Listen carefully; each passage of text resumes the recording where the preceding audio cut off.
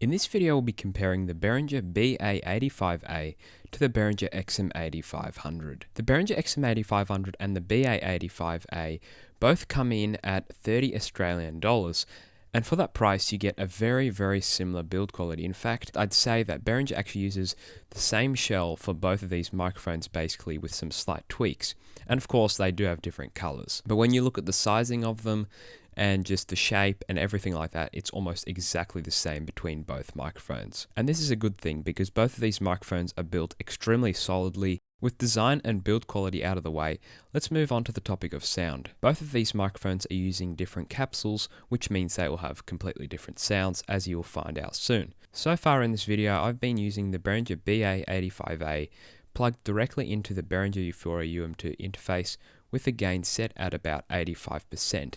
And I'll have the same gain settings on both of these microphones because both of these microphones are pretty similar in volume. So this is what this microphone sounds like. Now if I do get closer to it, you'll notice that it has a bit of a warmer sound, but it still sounds quite balanced and nice. And if I move the microphone a little further away, maybe about 10 centimeters away, which is what it's at now, then this is what it sounds like. Alright, let's switch over to the Behringer XM8500. So now I've plugged the Behringer XM8500 in, and this is what it sounds like. I have it set up at the exact same distance as the previous microphone, which was around 2 inches away from my mouth, and this is what it sounds like. If I get closer to the microphone, this is what it sounds like. As you can hear, it has a nice warmth to it. And this is what the microphone sounds like if I move it around 10 centimeters away. So what do I think is the better option?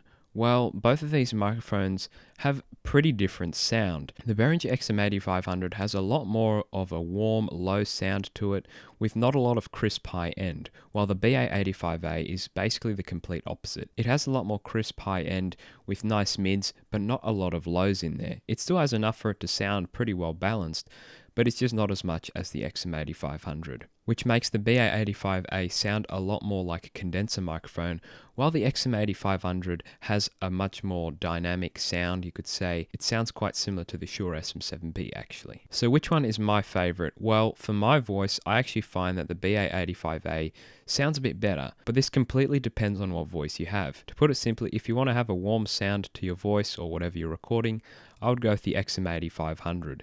Well, if you want something that's more condenser-like with a more crisp high end to it, then I'd go with the BA85A. So hopefully this video did help you in deciding which one of these microphones is best for you. If you did, drop a like on the video. If you didn't, drop a dislike on the video. And I'll catch you guys in the next video.